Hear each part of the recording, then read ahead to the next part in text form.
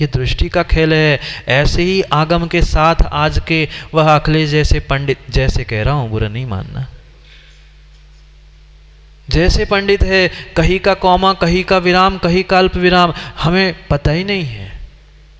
हाँ ऐसी स्थिति है। बढ़िया वह भगवान के सामने आजकल विनय पाठ पढ़ते ना, पढ़ते आप लोग, पढ़ते विनय पाठ, यह विधि ठाड़ो, क्या कह रहे हैं, यह विधि ठाड़ो होए के, और बढ़िया द्रव्य धुल रही है, इधर से उधर भाग रहे हैं, कोई बैठा है, कोई कुछ कह रहा है, और कह रहे भगवान यह विधि ठाड़ो होए के। ठाड़ो का अर्थ, ठाड़ो का अर्थ क्या होता है? बढ़िया द्रव्य धुल रही है, इधर से वो भाग रहे, उधर से वो ला रहे हैं, तैयारी चल रही महाराज जी, और कह रहे भगवान से, भगवान यह विधि ठाड़ो होए के, प्रथम पढ़े जो पाठ। अब पाठ पढ़ रहे हो कि तैयारी कर रहे कि ठाड़े है कि बैठे, पता ही नहीं है। पढ़ना है, मात्र पढ़ना है, मात्र पढ़ना है, मात्र पढ़ना है। लोगों को दिखाने के लिए ढोंग कर रहे हो जीने का, जी नहीं रहे हो। ढोंग कर रहे हो धर्मात्मा बनने का, धर्मात्मा बन नहीं रहे हो। विनय पाठ भी पढ़ने जैसी और पढ़ाने जैसी बात है। एक एक एक एक उसके शब्द समझने जैसे है। लिखा क्या है? ठाड़ो, और कितने ठाड़े रहते? 1 मिनट भी ठाड़े नहीं रहते। कभी द्रव्य धो रहे, कभी कुछ उठा रहे, कभी कुछ कर रहे, कभी कुछ कर रहे, बीच में दूसरों को ज्ञान दे रहे हैं, और कह रहे हम भगवान की विनय कर रहे हैं। किस बात की विनय पाठ? विनय पाठ ही नहीं पता है। बाकी तो संस्कृत प्राकृत तो बहुत दूर की बात, छोड़ दो। हिंदी के तो मेरी भावना जो बचपन से पढ़ी है माँ, उसका तो अर्थ नहीं कर पा रहे, नहीं कर पा रहे, नहीं कर पा रहे हैं। पहली पंक्ति का अर्थ कर ले, समय क्योंकि हो गया है। सोचा था आगे की भी बात करूं, पर क्या करूं, दृष्टि ही बदल जाए तो बहुत कुछ बदल जाए।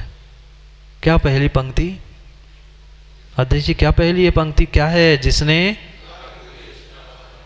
क्या लिखा है वहां पर? जिसने राग द्वेष कामादिक जीते सब जग जान लिया। क्या हुआ अर्थ? क्या हुआ अर्थ?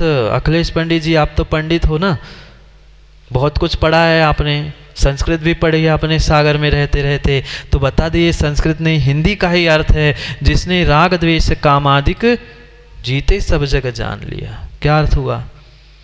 किसी से भी पूछो, किसी से भी पूछो, मैंने जितने जितने लोगों से पूछा, उन्होंने यही कहा महाराज जी, जिन्होंने राग द्वेष कामादिक को और जीते सब जग जान लिया। जीते जीते जिन्होंने जान लिया, भाई साहब जीते जीते जान लिया, मरने के बाद कौन जानता है?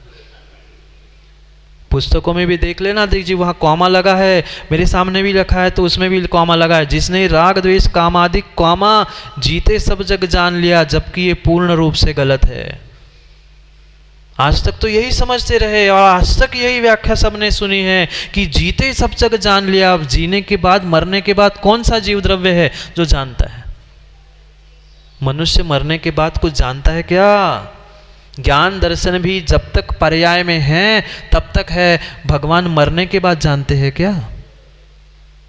नहीं जानते। जीते सब जग जान लिया नहीं है। जीते को जैसे क्या रोको मत जाने दो, जैसे कॉमा बदलने से, स्थान बदलने से अर्थ का अनर्थ हुआ है, ऐसे ही वाक्यों के साथ, मेरी भावना के साथ सबने छल किया है। वहां अभिप्राय क्या था? जिसने राग द्वेष कामादिक जीते। सोचो समझो विचार करो। आज तक तो हमने यही पढ़ा और बच्चों को भी माताओं यही पढ़ा है ना, राग द्वेष कामादिक, यही रुकना बेटा। फिर जीते सब जग जान लिया। जीते जीते नहीं जाना है, जीते पहले लेना है और फिर सब जग जान लिया दूसरी तरफ लेना है। लिखा भी ऐसा है आजकल और पढ़ा भी बिल्कुल ऐसा ही जाता है। जिसने राग द्वेष कामादिक, वहां कॉमा नहीं है, जीते। जिसने राग द्वेष काम आदि सब कुछ जीते और फिर सब जग जान लिया, ये दूसरा विशेषण है। पर शायद आज तक जीव ये समझ ही नहीं पाया, लाइफ इज नोवेयर। जिसकी दृष्टि खोटी है, जिसको गुलाब में कांटे ही दिखते हैं, उसने वही देखा, पर गुलाब की सुगंध को, गुलाब की सुंदरता को पहचान ही नहीं पाया। खुल गई थोड़ी सी आंखें। कल तो सबको यही लग रहा था महाराज जी मेरी भावना पहली पंक्ति में गड़बड़ है, वह भी एक श्रावक पहुंचा था, वह ग्रंथ लिखने के लिए, मोक्ष शास्त्र लिखने के लिए सूत्र भी बना लिए था, दर्शन ज्ञान चारित्राणी मोक्ष मार्गा। पर जैसे ही वह आचार्य भगवंत उमा स्वामी आहार करने के लिए उस श्रावक के घर में पहुंचे, उसने उस बोर्ड पर खड़िया से लिखा हुआ पढ़ा कि दर्शन ज्ञान चारित्राणी मोक्ष मार्गा। उन्होंने दूसरे व्यक्ति से उस सूत्र के आगे शब्द लिखवा दिया, सम्यक दर्शन ज्ञान चारित्राणी मोक्ष मार्गा। अचानक आँख खुल गई उस श्रावक की दया की। वो कहता है, किसने ये परिवर्तन किया? गुरु के पास पहुंचता है और उमा स्वामी से कहता है कि मैं तो मोक्ष शास्त्र लिख रहा था, पर पहले ही सूत्र में मैंने गड़बड़ कर दी। अगर सम्यक शब्द आप नहीं जोड़ते तो मिथ्या दर्शन, मिथ्या ज्ञान, मिथ्या चारित्र भी मोक्ष मार्ग बन जाता। आपने बहुत उपकार किए, मैं लिखना चाहता था पर अब मैं नहीं लिखूंगा। मैं आपसे निवेदन करता हूँ, आप ही मोक्ष शास्त्र लिखो। ऐसी रचना हुई इस तत्वाद सूत्र की। पहले में ही गड़बड़ है, अभी तो अर्थ नहीं किया, उसके विशेषण का कोई खुलासा नहीं किया, पढ़ने का तरीका ही नहीं हमें पता है। शब्द कहाँ विराम लेना, कहाँ अल्प विराम लेना, कहाँ पूर्ण विराम लेना, यही बोध नहीं है। क्या बोझ ढोते रहे शब्दों का। कितनी सुंदर सुंदर शब्दों का मोदी जी बोझ ढोते हैं। वो कोई दिमाग में ढोता है, कोई मोबाइल में ढोता है, कोई डायरी पेन बना के ढोता है, पर सब मात्र शब्दों के बोझ ढो रहे हैं। शब्दों का बोध किसी को है ही नहीं है। पहली पंक्ति में इतना बड़ा रहस्य और इतनी बड़ी भूल कर रहे थे। जिसने राग द्वेष कामादिक जीते, फिर दूसरा विशेषण सब जग जान लिया। अभी तक तो पूरी ऐसी पंक्ति पढ़ते आए, ऐसे नहीं पढ़ते थे ना माँ, बिल्कुल ऐसे ही पढ़ते थे। जिसने राग द्वेष कामादिक, यही रुक गए, और फिर जीते सब जग जान लिया। अर्थ भी बिल्कुल ऐसे ही किए हैं। जहाँ जहाँ अर्थ मिलेंगे बिल्कुल वहाँ वहाँ आपको ऐसे ही अर्थ मिलेंगे। जीते सब कुछ जान लिया। भाई जीते जीते ही तो जानेंगे ना। मनुष्य मर गया, वो मुर्दा, वो शरीर क्या जानता है?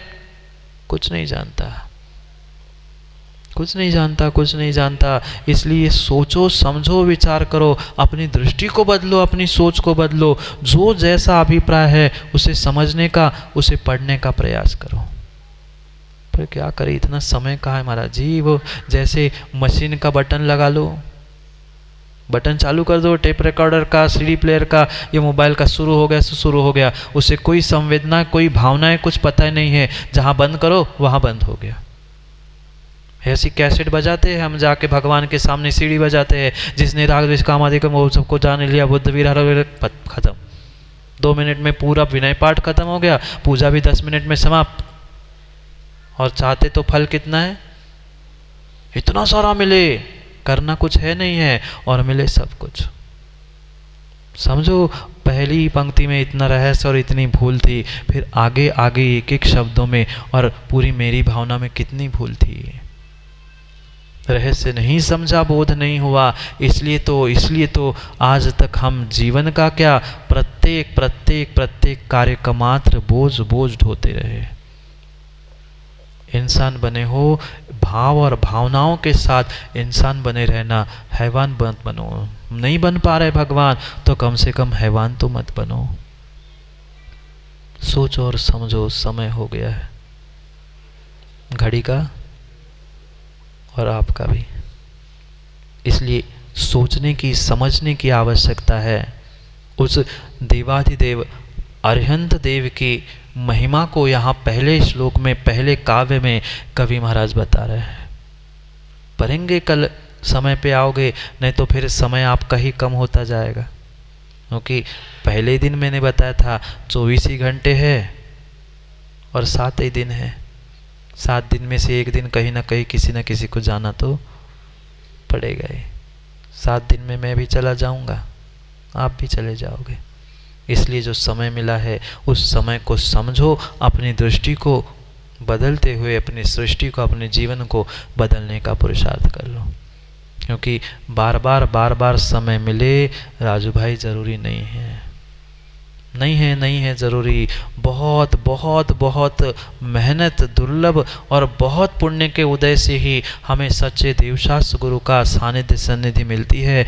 माँ भोजन तो कई भवों से और कई दिनों से बनाते आए, अब आत्मा का भोजन मिल रहा है, जीवन के लिए कुछ अच्छा मिल रहा है, तो सोचो समझो निर्णय करो, क्योंकि समय तो बहुत अल्प है। घड़ी का भी समय हो गया है और आपका भी समय हो गया है, इसलिए कल पुनः मेरी भावना को मेरी कर बनाने का प्रयास करेंगे। नहीं आओगे ना? नहीं आएंगे ना? आओ सो पाओ और सो सो खो। आएगा सो पाएगा, सोएगा सो खोएगा। क्या करें? वह भाव और भावनाओं को बदलते हुए हम समय को बदलने का प्रयास करते रहे। बहुत दुर्लभता से किसी निर्ग्रंथ गुरु को रोकने का मौका आपको मिलता है। दो ही ऐसे अवसर होते हैं जब निर्ग्रंथ गुरु मुनि संघ आपके नगर में रुकता है कि चतुर्मास की वाचना।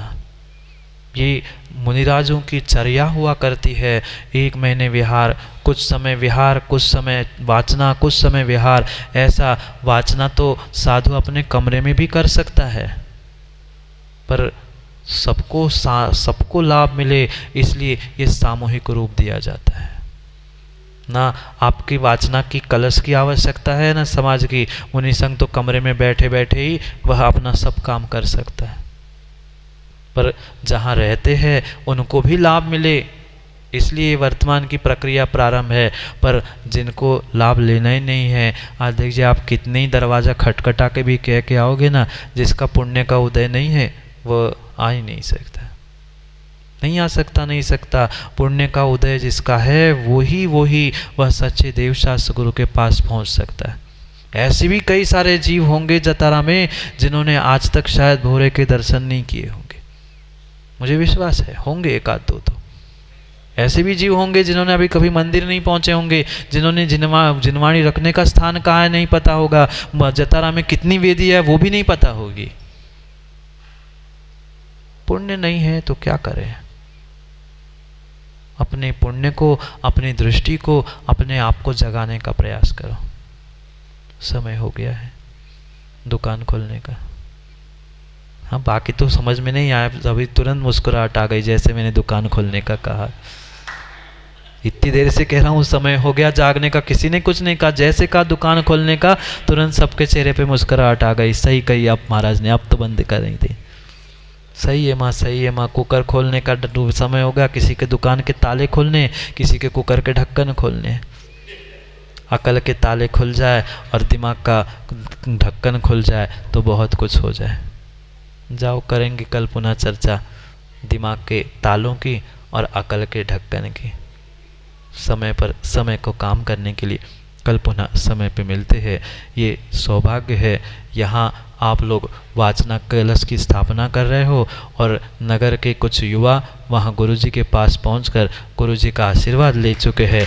आपको और समाज को, सबको वह आशीर्वाद है। पर ये मत सोच के रहना, नहीं तो बहुत सारे लोग ये सोच रहे अब तो महाराज वाचना शुरू कर ली कि 2-4 महीने इतने रह ले, पता नहीं अगला आदेश आ गया कि निष्ठापन हुआ और परिंदा फर। नहीं तो सोचते रहोगे महाराज तो अब तो 2-4 महीने हैं, हम आखिरी में कर ही लेंगे कुछ। ज़रूरी नहीं है, आज का न भरोसा न कल का भरोसा। वाचना कोई सीमित काल नहीं होती, वह 8 दिन की भी होती है, 15 दिन की भी होती है, 2 महीने की, 4 महीने की भी हो सकती है।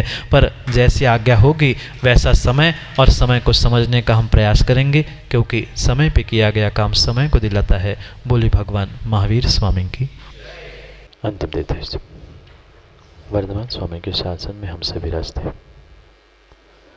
और उनकी है पावन पीयूष देशना हम सभी के लिए परम उपकारी। अनादिकाल से हमारी आत्मा में जो जन्म, जरा और मृत्यु रूपी रोग लगे, उन रोगों का उपशमन करने वाली कोई परम औषधि है तो वह एकमात्र यह जिनवाणी। भव्यात्माओं, जीवन जीने के 2 पहलू हो सकते हैं,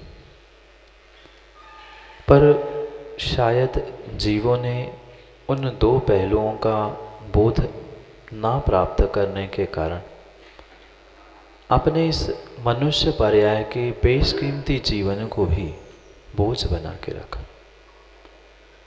और इसी बात पर हम कई दिनों से चर्चा कर रहे हैं कि जब तक हमें सच्चाई का और स्वयं का बोध नहीं है, तब तक ये मनुष्य पर्याय का जीवन भी मात्र और मात्र बोझ है। और उस बोझ को ढोते रहना, इसका अर्थ ये जीवन, ये जिंदगी नहीं। कुछ गहरे रहस्य और कुछ गहरे पहलुओं को समझने की आवश्यकता है। जैसे सिक्का बिल्कुल एक होता है, पर उस सिक्के के दो पहलू हुआ करते, ऐसे ही जीवन एक ही होता है, पर्याय एक ही होती है, पर उस जीवन के भी और पर्याय के भी दो पहलू, दो डायमेंशंस हुआ करते। और शायद जीव ने आज तक उन दोनों पहलुओं को, दोनों डायमेंशंस को नहीं समझा है, इसलिए वह ये मनुष्य पर्याय प्राप्त करने के बाद भी सुखी नहीं हो पा रहा। हर व्यक्ति हर इंसान चाहता है कि मैं अपने जीवन में सुख शांति को प्राप्त करूं, पर वह जितना वो चाहता है, शायद वह सुख शांति को उतना प्राप्त नहीं कर पाता। कारण मात्र और मात्र इतना ही है कि उसने न जीवन को समझा, न जीवन के उन दो पहलुओं को समझा। कितनी भी मेहनत और कितना भी पुरुषार्थ जीवन में कर ले, पर अगर जीवन के सही मायने, जीवन के सही पहलू उसे पता नहीं है, तो शायद वह जीवन में कुछ भी कर नहीं सकता। और यही प्रयास हमें आज से नहीं, अपितु अभी से करने की आवश्यकता है कि जिसे हमने आज तक जाना नहीं है, पहचाना नहीं है, ऐसे उन आगम के और स्वयं के जीवन के रहस्यों को समझने की आवश्यकता। और उसी लिए हम इस मेरी भावना को मेरी बनाने का पुरुषार्थ कर रहे थे, एक एक गहरे शब्दों के रहस्यों को समझते। वास्तविकता में मोदी जी, ये मेरी भावना एक आलम्बन है मेरी जिंदगी समझने का। जिसने अपनी मेरी जिंदगी समझ ली है, अपने जीवन को समझा है, वही मेरी भावना को समझ सकता है। और जिसने मेरी भावना समझकर उसे उतारने का प्रयास किया है, शायद वही स्वयं की जिंदगी, स्वयं के जीवन के बारे में सच्चा निर्णय कर सकता।